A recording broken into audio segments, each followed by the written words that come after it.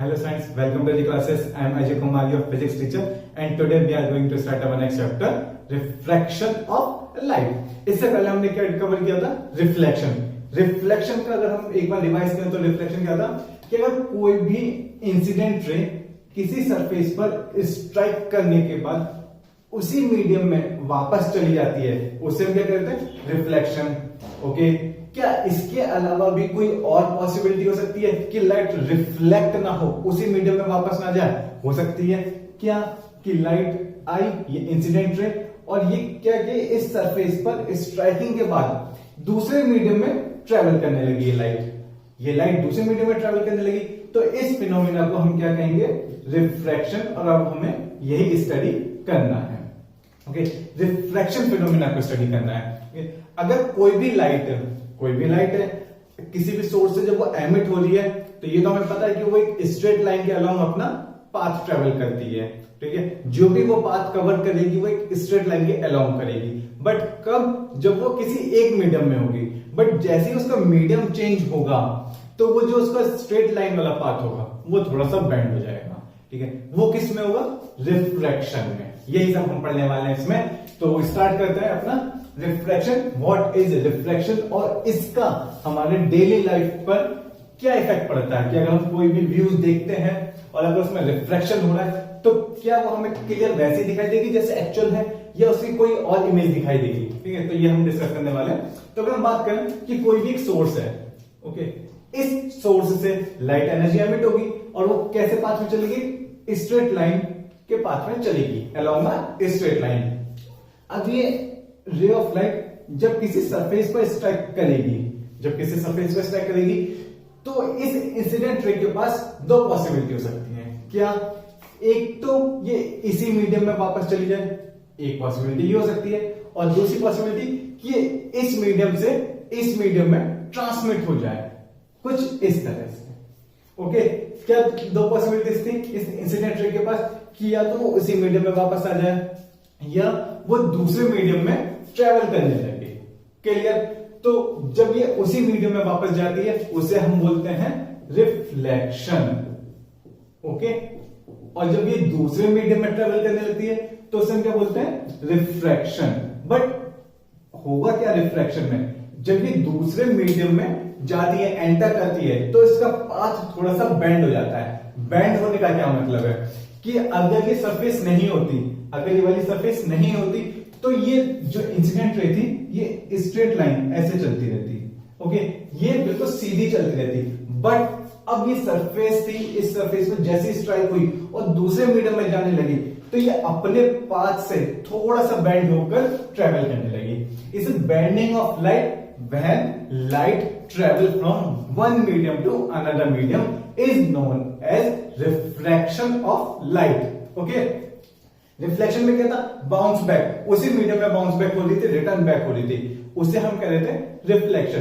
But जब light एक medium से, अब एक मीडियम से दूसरे मीडियम में जाने का क्या मतलब है? अगर मैं कहूं कि ये हमारा ग्लास है, ओके, एक कोई भी बीकर है, इसमें वाटर फिल्ड है. ठीक है, वाटर अपना भरा हुआ है. क्लियर? अब इसमें देखो दो मीडियम हो गए. कौन से? एक ऊपर एयर, ठीक है, जो ये एयर है, और नीचे वाटर. अब अगर कोई भी रे आती है, ठीक है, कोई भी रे आती है, ठीक है, ये रे आई, तो इस रे के पास दो पॉसिबिलिटी हो सकती है. ये रे क्या कर सकती है? दो वर्क कर सकती है, दो फिनोमिना हो सकते हैं इसमें. कौन कौन से? या तो यहां से स्ट्राइक करके वापस चली जाए, या कुछ इसमें एंटर कर जाए. जब ये इस वाटर में एंटर करेगी, एयर से वाटर में एंटर करेगी, तो इसका मीडियम चेंज हो रहा है. पहले मीडियम था एयर, फिर मीडियम हो गया वाटर. तो जैसे इसका मीडियम चेंज हुआ, तो ये जैसे स्ट्रेट लाइन में जा रही थी, स्ट्रेट लाइन में जाकर थोड़ा सा बेंड हो जाएगी और फिर स्ट्रेट लाइन में चलने लगेगी. मतलब ये एयर में स्ट्रेट लाइन में चल रही थी, ओके, फिर जैसे ही वाटर में एंटर हुई तो इसका पाथ थोड़ा सा बेंड हुआ और फिर स्ट्रेट लाइन में चलने लगी. क्लियर? तो इसे हम क्या कहते हैं? इसे कहते हैं refraction, bending of light. Light का अपने स्ट्रेट लाइन के पास से बेंड होकर ट्रेवल करना. कब? जब एक मीडियम से दूसरे मीडियम में वो एंटर करती है. इसे हम क्या कहते हैं? रिफ्लेक्शन. ओके, अब कोई भी इंसिडेंट रे किसी भी सरफेस पर पड़ती है, स्ट्राइक करती है, तो ऐसा नहीं है कि टोटल लाइट उसकी रिफ्लेक्ट हो जाए या रिफ्लेक्ट हो जाए. कुछ परसेंटेज उसकी रिफ्लेक्ट होती है और कुछ रिफ्रैक्ट होती है। ये किस बात पे डिपेंड करेगा?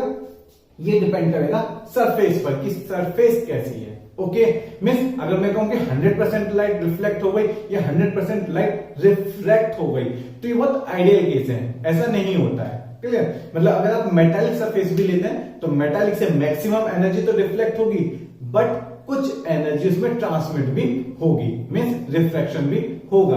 और अगर आप बात करते हैं कि किसी भी ग्लास सरफेस की, कि शीशा है, कोई भी ग्लास है, उस पर भी आपका रिफ्लेक्शन और रिफ्रैक्शन दोनों हो सकते हैं। ठीक है, तो ये हमने एक स्केच बना रखा है क्या, कि एक इंसिडेंट रे है। ठीक है, इंसिडेंट रे है, ये एक्स वाई हमारी एक सरफेस है। सरफेस कैसी है? ट्रांसपेरेंट सरफेस है। ट्रांसपेरेंट सरफेस से क्या मतलब है? ग्लास या वाटर, ओके, इस तरीके की कोई भी एक सरफेस है। क्लियर? अब हुआ क्या, जैसे incident ray I P Q, okay, ये क्यू पॉइंट पर पड़ी और ये इस पाथ पर मतलब दूसरे मीडियम में ट्रेवल करने लगी। जैसे ही दूसरे मीडियम में गई तो इसका पाथ थोड़ा सा बेंड हो गया और इस रेड कलर से हमने रिफ्लेक्टेड रे को दिखाया है, ब्लू कलर से इंसिडेंट रे को दिखाया है। क्लियर? अच्छा, ये जो लाइट बेंड हो रही है अपने पाथ से, इससे हमें क्या मतलब, हम क्यों पढ़ना है ये? ओके, अब ये डिस्कस करते हैं थोड़ा सा। पाथ इसका ये स्ट्रेट लाइन पाथ था, क्लियर है। अब दूसरे मीडियम में गई, कोई बात नहीं, उसका पाथ हो गया बेंड। हम क्यों पढ़े इसे? पढ़ना जरूरी है। क्यों? आपने देखा होगा कि अगर कभी भी आपने एक ये जैसे ग्लास लिया, ट्रांसपेरेंट ग्लास है, इसमें वाटर फिल किया, अब आप इसमें कोई भी पेन, पेंसिल या स्पून डिप करिए, ठीक है, तो क्या होगा, इसमें ये वाला पोर्शन तो आपको क्लियर दिखेगा, बट ये पोर्शन जो होगा एक्चुअल पोजीशन पे ना दिख के थोड़ा सा डिफ्लेक्ट, थोड़ा सा अलग पोजीशन पे दिखेगा। ऐसा क्यों हुआ? क्यों? क्योंकि आप कहां से देख रहे थे? एयर से देख रहे हो, और जो ये आपने पेन, पेंसिल या मार्कर डिप कर रखा है, वो कहां कर रखा है? वाटर के अंदर कर रखा है। मीन्स जब लाइट रेस ट्रेवल करेंगी मेरी आंखों से इस पानी के अंदर, तो क्या होंगी? वो थोड़ी सी बेंड हो जाएंगी। मीन्स जो मुझे इमेज दिखेगी ना, वो थोड़ा सा एक्चुअल पोजीशन से थोड़ा सा डिफ्लेक्ट होकर दिखेगी, अपेरेंट इमेज दिखेगी उसकी। मीन्स क्लियर हो रहा है ना? या इस तरह से समझो कि जब आप स्विमिंग पूल के ऊपर खड़े होते हो, स्विमिंग पूल के बाहर खड़े हो, तो स्विमिंग पूल में अंदर की तरफ देखते हो, तो स्विमिंग पूल का जो बेस होता है वो आपको थोड़ा सा ऊपर तैरता हुआ दिखता है। एक्चुअल पोजीशन पर नहीं दिखता, वो थोड़ा सा ऊपर दिखता है। तो वो किस लिए दिखता है? रिफ्रैक्शन की वजह से दिखता है। ऐसा क्यों हो रहा है? क्योंकि जो लाइट रेज है वो ट्रेवल कर रही है आपकी आंख से और कहां तक? जो वाटर का ग्राउंड लेवल है वहां तक। तो क्या हो रही है? उसका मीडियम चेंज हो रहा है, और जब मीडियम चेंज हो रहा है तो वो लाइट रे अपने पाथ से थोड़ा सा बेंड होकर आपको इमेज शो कर रही है। क्लियर? अगर आप क्या करोगे, वाटर इसमें पूरा निकाल दो और फिर मार्कर रखो, तो आपको मार्कर एज इट इज ऐसे ही दिखाई देगा, इसकी इमेज आपको ऐसे ही दिखाई देगी। बट अगर आप इसमें वाटर फिल कर दो तो यही मार्कर की एक्चुअल पोजीशन में दिखकर आपको कोई अपेरेंट पोजीशन दिखेगी, कोई वर्चुअल इमेज दिखेगी, इस तरीके से आप कह सकते हो। क्लियर? तो वो क्या होती है हमारी, उसे बोलते हैं अपेरेंट इमेज। ठीक है, तो ये होता है रिफ्लेक्शन, इसलिए हमें रिफ्लेक्शन पढ़ना जरूरी है। क्लियर? और क्या इसका एग्जांपल ले सकते हैं? एग्जांपल ये भी ले सकते हैं कि कभी आप किसी भी नदी तालाब के पास जाओगे, पॉन्ड के पास जाओगे, ठीक, तो अगर उसमें जो ये पानी भरा हुआ है, अगर इसके अंदर आपको कोई भी फिश दिखाई देती है, ठीक है, थोड़ा सही से बना देते हैं, ठीक है, कोई भी फिश दिखाई देती है, तो और आप यहां खड़े हो, ठीक है, ये आप खड़े हो यहां पर, तो जो आप फिश देखोगे ना, तो वो उसकी एक्चुअल पोजीशन नहीं दिखा रहा होगा, वो उसकी अपेरेंट पोजीशन दिखा रहा होगा। अपेरेंट पोजीशन का क्या मतलब है कि जहां पर वो फिश होगी वो उससे थोड़ा सा हाइट पर, थोड़ा सा ऊंची हाइट पर आपको उसकी इमेज दिख रही होगी। ऐसा क्यों? क्योंकि जो आप यहां से आपकी आंखों से रेज जाती होगी, लाइट रेज आप देख रहे होगे, तो वो जैसे इसमें जाएगी वो थोड़ा सा क्या करेगी, लाइट रे बेंड हो जाएगी, और जब बेंड हो जाएगी तो मीन्स आपको उसकी एक्चुअल पोजीशन में दिखेगा, उसकी अपेरेंट पोजीशन दिखेगी, उसकी दूसरी इमेज दिख रही होगी, एक्चुअल नहीं दिख रही होगी। तो इसलिए रिफ्रैक्शन पढ़ना भी जरूरी है। क्लियर? अब रिफ्रैक्शन से रिलेटेड कुछ एसोसिएटेड टर्म्स हम डिस्कस करते हैं। क्या? जैसे transparent surface, point of incidence, normal, incident ray, refracted ray, and then reflect angle of incidence, ये सब हम डिस्कस करते हैं वन बाय वन। ओके, तो पहला है ट्रांसपेरेंट सरफेस। ट्रांसपेरेंट सरफेस क्या होगी? जिस सरफेस पर हमारी इंसिडेंट रे स्ट्राइक करेगी, ओके, जिस सरफेस पर हमारी इंसिडेंट रे स्ट्राइक करेगी और उस सरफेस के बाद वो अपने पाथ से बेंड होना स्टार्ट करेगी, उसे हम कहेंगे ट्रांसपेरेंट सरफेस। जैसे यहां पर एक्स वाई, अगर हम सरफेस की बात करें तो एक्स वाई क्या है? Transparent surface. ओके, नेक्स्ट हमारा क्या है? Point of incidence. Point of incidence क्या होगा? जिस पॉइंट पर रे हमारी स्ट्राइक कर रही है, ट्रांसपेरेंट सरफेस के जिस पॉइंट पर इंसिडेंट रे स्ट्राइक कर रही है, वो हमारा क्या होगा? Point of incidence. यहां पर जो Q है वो क्या है? पॉइंट ऑफ इंसिडेंस है। Next normal. नॉर्मल हमें पता है कि जिस सरफेस को हम कंसीडर कर रहे हैं उस सरफेस के अगर हम एक परपेंडिकुलर लाइन ड्रॉ कर दें तो हमारा क्या होगा? नॉर्मल। ओके, अब अगर सपोज दैट ये मैंने एक ट्रांसपेरेंट सरफेस ले ली, ये लाइट आ रही है, ठीक है, तो इसके लिए नॉर्मल क्या होगा? नॉर्मल कुछ इस तरह से बनेगा, क्लियर? ये 90 डिग्री पर, इस सरफेस के 90 डिग्री पर ये वाला, ये हमारा नॉर्मल एन होगा, clear? Next incident ray. Incident ray हमें पता है जो सोर्स से चल रही है, जो सोर्स से एमिट हुई और ट्रांसपेरेंट सरफेस की तरफ आ रही है, आने वाली लाइट को हम क्या कहते हैं? Incident ray.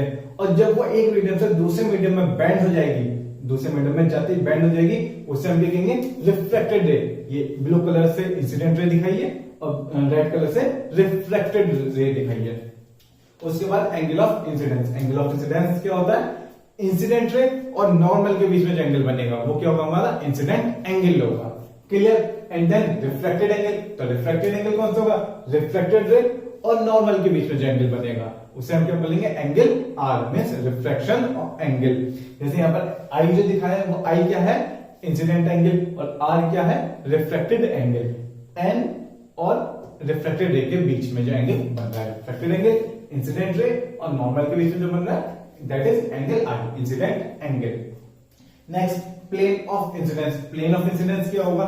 जिस प्लेन में हमारे नॉर्मल और इंसिडेंट रे लाई करेगा उसे हम प्लेन ऑफ इंसिडेंस, और जिस प्लेन में रिफ्लेक्टेड रे और नॉर्मल लाई करेगा उसे हम क्या कहेंगे? Plane of reflection. मींस अगर मैं बात करूं जो मेरा एक्स वाई प्लेन है, एक्स वाई सरफेस से ऊपर वाला प्लेन जो है, जो मेरा व्हाइट बोर्ड है, एक्स वाई सरफेस से ऊपर वाला, ये वाला, ये मेरा क्या होगा? इंसिडेंस प्लेन, और नीचे वाला क्या होगा? Reflected plane. Okay, means plane of reflection and plane of incidence, ये होगा, क्लियर? तो ये तो सिर्फ हमारा इंट्रोडक्शन था रिफ्लेक्शन का। इसके बाद हम सेकंड पार्ट में लॉ ऑफ रिफ्लेक्शन डिस्कस करेंगे। Okay, thank you.